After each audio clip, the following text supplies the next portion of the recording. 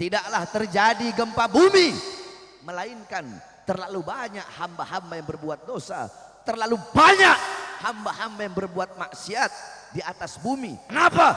Terlalu banyak hamba-hamba yang berbuat dosa dan berbuat maksiat di atasnya, saudara-saudara.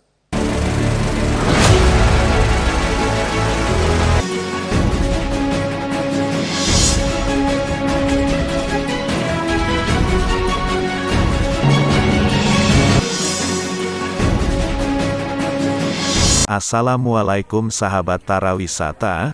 Ini adalah rangkaian acara Maulid Nabi Muhammad Shallallahu Alaihi Wasallam yang digelar di Gunung Sindur Bogor, dan ini adalah acara inti, yakni menampilkan penceramah kondang yaitu Habib Bahar bin Smith. Simak video ini hingga tuntas. Jangan lupa tinggalkan jejak Anda di sini dengan cara like, share dan komen. Bagi yang belum subscribe, silahkan untuk subscribe dulu. Selamat menonton, semoga bermanfaat. Saya cinta yang saya muliakan para alim ulama, para habaib, para kiai, para asatid, para tokoh masyarakat, para aparat pemerintah, wabil khusus sahibul majlis, khadimul majlis, beserta seluruh hadirin hadirat, bapak-bapak, ibu-ibu, khususnya para pemuda-pemudi umat baginda Nabi besar Muhammad yang selalu dimuliakan oleh Allah Subhanahu wa taala. Saudara-saudara, sebelumnya saya mohon maaf karena terlambat. Malam hari ini saya ada 9 tempat. Ini tempat yang ke-9, sengaja terakhir biar satu kali arah pulang. Masya Allah, jamaah di sini menunggu, padahal saya sudah bilang tadi, udah bubarin aja. Tetap saya bakal datang. Tapi alhamdulillah insya Allah kedua mata yang terbuka hingga saat ini untuk menuntut ilmunya Allah, kelak akan menjadi saksi di akhirat, menjadi mata-mata yang dihalalkan oleh Allah untuk memandang wajah indah baginda Nabi besar Muhammad. Saudara-saudara, karena waktu sudah pagi, sedikit saja yang ingin saya sampaikan. Hadirin sekalian yang dimuliakan oleh Allah Subhanahu wa taala. Qala Rasul sallallahu alaihi wasallam, "Mathalul mu'min fi tawaddihim wa ta'atufihim wa tarahumihim mathalul jasad idza ishtaka minhu 'udwun tada'a sa'irul jasad bis-sahri wal humma." Nabi kita baginda Nabi besar Muhammad, beliau bersabda, perumpamaan seorang mukmin di dalam saling mencintai, di dalam saling menyayangi, di dalam saling tolong menolong, mathalul jasad, bagaikan satu jasad, bagaikan satu tubuh, bagaikan satu badan. Apabila ada sebagian anggota tubuh, apabila ada sebagian anggota badan, apabila ada sebagian anggota jasad yang merasakan sakit, maka seluruh anggota tubuhnya akan merasakan rasa sakit tersebut. Saudara-saudara, saya tanya, apabila kita punya gigi sakit, maka apakah gigi yang merasakan sakit hanya gigi saja atau seluruh tubuh merasakan sakit? Jempol kita sakit, nggak mungkin hanya jempol itu saja merasakan sakit, seluruh tubuhnya ikut merasakan sakit. Seperti itulah perumpamaan seorang mukmin, kata Rasulullah. Apabila ada mukmin yang lain yang merasakan sakit, maka sebagai seorang mukmin otomatis kita pun merasakan rasa sakit yang dirasakan oleh saudara mukmin kita. Nah, saudara-saudara, belum lama saudara-saudara kita yang ada di Cianjur ditimpa musibah, maka kita sebagai seorang mukmin, rasa sakit mereka adalah rasa sakit kita, penderitaan mereka adalah penderitaan kita, kesedihan mereka adalah kesedihan kita, rasa kehilangan mereka adalah rasa kehilangan kita. Mereka yang kehilangan harta benda sama seperti kita kehilangan harta benda kita. Anak-anak yang kehilangan orang tua yang kehilangan anak sama seperti kita kehilangan anak-anak kita, dan kita kehilangan orang tua kita. Suami-suami yang kehilangan istrinya, istri-istri yang kehilangan suaminya, sama seperti kita kehilangan istri kita dan istri kita kehilangan kita sebagai suami, yakni penderitaan mereka penderitaan kita, air mata mereka air mata kita, darah mereka darah kita. Seperti itulah perumpamaan seorang mukmin. Kalau kita sebagai mukmin tidak merasakan rasa sakit yang mereka rasakan, penderitaan yang mereka rasakan, maka kita tidak pantas disebut seorang mukmin, saudara-saudara.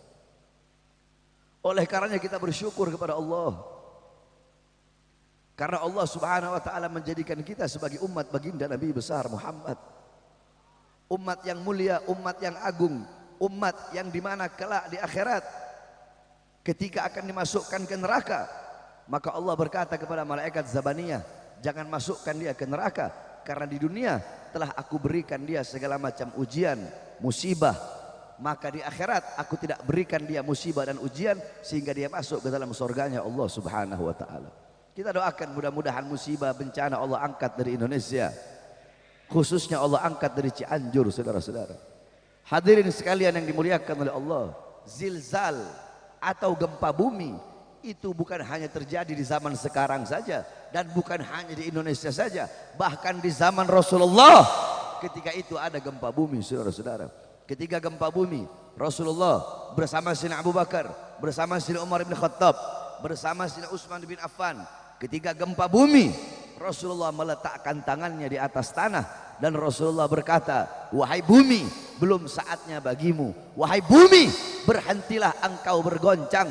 Wahai bumi, ketahuilah di atas engkau ada seorang nabi, ada seorang sidik, dan ada 2 orang syahid. Maksudnya ada Rasulullah, ada sidik Sayyidina Abu Bakar as-Siddiq, ada 2 orang syahid Sayyidina Umar bin Khattab dan Sayyidina Utsman bin Affan. Saudara-saudara, ketika Rasulullah meletakkan tangan sucinya di atas tanah, di atas bumi, seketika bumi yang berguncang berhenti, saudara-saudara. Kemudian Rasulullah bertanya kepada para sahabat, wahai para sahabat, perbuatan dosa apa yang kalian lakukan? Perbuatan maksiat apa yang kalian lakukan? Sehingga begitu cepat Allah berikan kepada kita bencana dan musibah gempa bumi ini. Di zaman Sayyidina Umar bin Khattab ketika menjabat sebagai khalifah, idza zulzilatil Madinah khataba Umar bin Khattab amaman nas, faqala Umar bin Khattab ma asra'tum wa ma ahdastum. Ketika Madinah ditimpa dan dilanda gempa bumi, Sayyidina Umar bin Khattab mengumpulkan manusia yang ada di Madinah, kemudian beliau berkhutbah di hadapan umat, di hadapan manusia. Apa kata beliau? Sungguh cepat apa yang telah kalian lakukan, sungguh cepat apa yang telah kalian perbuat. Demi Allah, andaikan besok ada gempa susulan, aku tidak ingin tinggal bersama kalian. Sayyidina Ka'ab ibn Malik radhiyallahu anhu, ketika beliau ditanya tentang gempa bumi, apa jawab beliau? Tidaklah terjadi gempa bumi, melainkan terlalu banyak hamba-hamba yang berbuat dosa, terlalu banyak hamba-hamba yang berbuat maksiat di atas bumi, sehingga bumi takut kepada Allah. Karena takut, bumi itu gemetar. Gemetar itulah adanya gempa bumi, yakni gempa bumi, bumi itu berguncang. Bumi berguncang itu bumi sedang gemetar karena takut kepada Allah. Kenapa? Terlalu banyak hamba-hamba yang berbuat dosa dan berbuat maksiat di atasnya, saudara-saudara. Sayyidina Anas ibn Malik pernah bertanya kepada Sayyidatuna Aisyah radhiyallahu anha tentang gempa bumi. Apa pendapat Sayyidatuna Aisyah tentang gempa bumi? Kata Sayyidatuna Aisyah, apabila 3 perkara telah merajalela. Apa 3 perkara tersebut? Apa 3 hal tersebut? Yang pertama, istahalla zina. Apabila zina telah menjadi sesuatu yang halal, zina dianggap perkara yang halal, pagi, siang, sore, malam, tidak yang tua, tidak juga yang muda, siapapun, laki-laki, perempuan membuka aurat, laki-laki, perempuan memamerkan aurat, perempuannya telanjang di pinggir jalan, mempertontonkan auratnya, memperlihatkan auratnya, laki, perempuan pacaran, pelukan, ciuman di pinggir jalan, pelacuran di mana-mana, orang berzina, tidak punya rasa malu kepada Allah, terang-terangan mempertontonkan perzinahan mereka di hadapan manusia, saudara-saudara. Saudara-saudara, zina adalah dosa yang sangat besar. Berzina secara sembunyi-sembunyi dan berzina secara terang-terangan dosanya lebih besar. Berzina secara terang-terangan, tidak punya malu kepada Allah dan tidak punya malu kepada Rasulullah sallallahu alaihi wasallam. Yang kedua, istibahal khumur, minuman keras. seperti perkara yang dibolehkan. Orang mabuk di mana-mana, pagi, siang, sore, malam, yang tua, yang muda, putra-putri kita, anak-anak kita, orang tua kita, semuanya mabuk. Orang pegang minuman keras seperti megang aqua, megang minuman keras seperti megang air putih di depan orang, di pinggir jalan. Mabuk saudara-saudara, bapak dengan anak, anak dengan bapak. Narkoba pagi, siang, sore, malam, mabuk. Megang minuman keras dengan bangga, mabuk bangga, minum khamr bangga. Ini saya bajingan, saya mabuk. Ini saya preman, saya mabuk. Yang ketiga, wadarabu bil ma'azif. Orang-orang memainkan musik-musik yang membuat lupa dan lalai kepada Allah Subhanahu wa taala. Pagi-pagi, siang, sore, malam, di mana-mana saudara-saudara. Dangdut di mana-mana, orkes di mana-mana, disco di mana-mana, ikhtilat, bercampur laki dan perempuan dalam bermaksiat kepada Allah, berbuat dosa kepada Allah Subhanahu wa taala. Mereka orang-orang lupa Al-Qur'an, lupa baca Qur'an, lupa baca wirid, baca tahlil, baca tahmid, baca tasbih, baca takbir, baca tamjid, lupa. Coba kita lihat sebentar lagi malam tahun baru atau Februari, malam Valentine atau malam Minggu, saudara-saudara.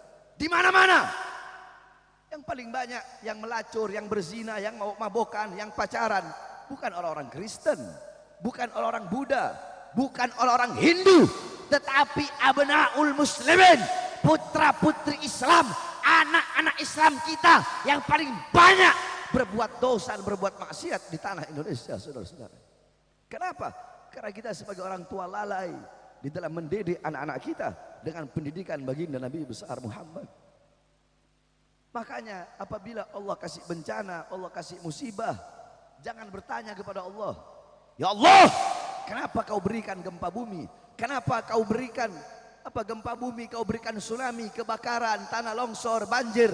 Jangan bertanya kepada Allah, jangan engkau bertanya kepada Allah, tapi tanyakan kepada dirimu, tanyakan kepada diri engkau, tanyakan kepada diri kalian, tanyakan kepada diri saya Bahar bin Smith, tanyakan kepada diri kita, tanyakan kepada para ulama, para ustadz, para kiai, para habaib, para pemuka-pemuka agama, tanyakan kepada para pemimpin-pemimpin majelis taklim, tanyakan kepada para pengurus-pengurus masjid, tanyakan kepada para ulama-ulama kita, tanyakan kepada para pejabat, kepada para aparat, kepada para pemerintah, tanyakan mulai dari RT, RW, lurah, camat, bupati, wali kota, gubernur, menteri, presiden, tanyakan kepada mereka perbuatan dosa apa, perbuatan maksiat apa yang mereka lakukan, ketaatan-ketaatan apa yang mereka tinggalkan sehingga mengundang bala, bencana dan musibah dari Allah yang melanda bangsa, negara dan rakyat Indonesia, saudara-saudara. Tanyakan kepada para ulamanya, tanyakan kepada para ustadznya, para kiainya, para habibnya. Kenapa para ulamanya jadi ulama kontrak, ulamanya jadi ulama amplop, ulamanya jadi kera-kera bersorban? Kenapa para ulama-ulamanya menjual ayat-ayat Allah demi kepentingan perutnya? Kenapa para ulama menjual, menukar akhiratnya demi urusan-urusan dunianya? Ulama-ulamanya jadi penjilat-penjilat pemerintah, jadi penjilat-penjilat pejabat. Ayat-ayat Allah dijual, hadis Rasulullah dijual, saudara-saudara. Yang hak jadi batil, yang batil jadi hak, yang benar jadi salah, yang salah jadi benar, yang halal jadi haram, yang haram jadi halal. Tanyakan kepada para pejabatnya, tanyakan kepada para pemerintahnya, tanyakan kepada para aparatnya, berapa banyak harta rakyat yang mereka korupsi, uang rakyat yang mereka curi, rakyat yang tidak mereka sejahterakan, rakyat yang mereka sengsarakan, keadilan yang tidak mereka tegakkan. Jangan bertanya kepada Allah, tapi tanyakan kepada diri kita. Oleh karenanya, saudara-saudaraku sekalian yang dimuliakan oleh Allah Subhanahu wa taala, takutlah kita kepada Allah, kembali kepada Allah, bertaubat kepada Allah Subhanahu wa taala. Hidupkan Islam, hidupkan ajaran Nabi Muhammad sallallahu alaihi wasallam, tegakkan kebenaran, tegakkan keadilan. Jangan pernah tunduk kepada kezaliman, kemaksiatan, kemungkaran. Karena kezaliman, kemaksiatan dan kemungkaran itulah menjadi syarat dan sebab Allah turunkan bala, bencana dan musibah. Maka kita sebagai para pemuda-pemudi Islam harus berada di barisan paling depan untuk melawan, menghancurkan kebatilan, kezaliman, menegakkan kebenaran, menyampaikan kebenaran, menegakkan keadilan. Saudara-saudara, saya keluar masuk penjara, berkali-kali masuk penjara. Kenapa? Apakah saya bandar narkoba? Apakah saya pencuri? Apakah saya melacur? Apakah saya bandar narkoba? Apakah saya berjudi? Apakah saya maling uang rakyat? Korupsi uang rakyat? Apakah saya menjual aset-aset negara? Tidak, saudara-saudara. Tahun 2018 saya masuk penjara, 2020 saya bebas, saya keluar baru 2 hari saya dibawa ke Nusa Kambangan, tangan saya diborgol, perut saya diborgol, kaki saya diborgol, bebas 2021, bebas 2020. Kemudian saya masuk lagi, ditahan lagi saudara-saudara. Kenapa? Karena saya membela rakyat. Yang saya bela rakyat, rakyat yang susah, rakyat yang kelaparan, rakyat yang menderita, rakyat yang tidak sejahtera, rakyat yang dibohongi, rakyat yang dicurangi. Yang saya tegakkan kebenaran, yang saya sampaikan kebenaran, yang saya tegakkan keadilan. Oleh karena saya tidak akan pernah kapok, tidak akan pernah capek, tidak akan pernah lelah di dalam melawan kezaliman, kemungkaran dan menegakkan kebenaran serta keadilan. Saudara-saudara, demi Allah, untuk bangsa, untuk agama, untuk NKRI, untuk Merah Putih, untuk Indonesia, untuk rakyat. Jangankan hanya di penjara, nyawa saya, jiwa saya, darah saya murah harganya untuk tumpah, saudara-saudara.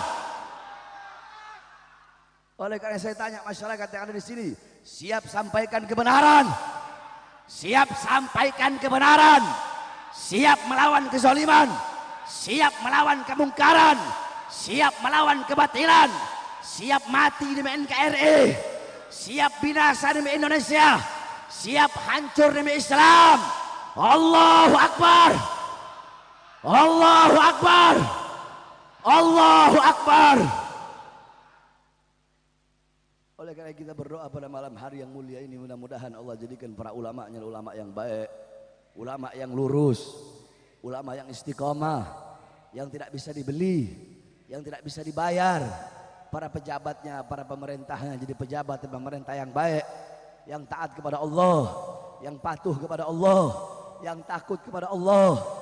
Mudah-mudahan Allah angkat segala macam bencana, bala, musibah yang melanda Cianjur khususnya, umumnya negara kesatuan Republik Indonesia yang kita cintai, saudara-saudara. Allah angkat segala macam bencana, musibah. Allah berikan kedamaian, kesejahteraan, ketentraman, keamanan. Allah jadikan negara kita baldatun thayyibatun rabbun ghafur. Amin amin rabbal alamin. Bismillahirrahmanirrahim. Tabarak hitanuna, yasin istaghfuna, kaf ha ya ain sad kifayatuna, hamim ain sin kaf himayatuna. Fasayakfikahumullah huwas samiul alim, fasayakfikahumullah huwas samiul alim, fasayakfikahumullah wa huwas samiul alim. Wala hawla wala quwwata illa billahil aliyil azim. Wa sallallahu alaihi wasallam Muhammadin wa ala alihi washabbihi wa barik wa sallam. Alhamdulillahi rabbil alamin. Wal afu minkum. Wassalamu alaikum warahmatullahi wabarakatuh.